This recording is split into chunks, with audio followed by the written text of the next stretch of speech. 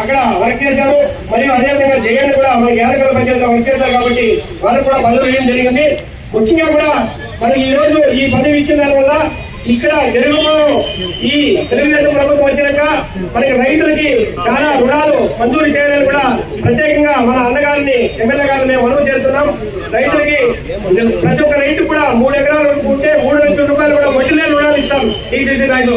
ఆ రుణాలంతా కూడా మన చైర్మన్ గారు వారి కమిటీ తరఫున ప్రతి ఒక్క రైతు కూడా ఎలిజిబుల్ అందరికీ కూడా సక్రమంగా కట్టించి మరి రెన్యువల్ చేయవలసిందిగా కూడా చేస్తున్నాము. కాబట్టి చైర్మన్ గారికి ప్రత్యేకంగా మేము తెలియజేయడం ఏమంటే పార్టీలో పని లేకుండా రైతు సోదరులు ఎవరున్నా కానీ అందరికీ కూడా న్యాయం జరిగే విధంగా చేయాలి, మంచి పేరు తేవాలి.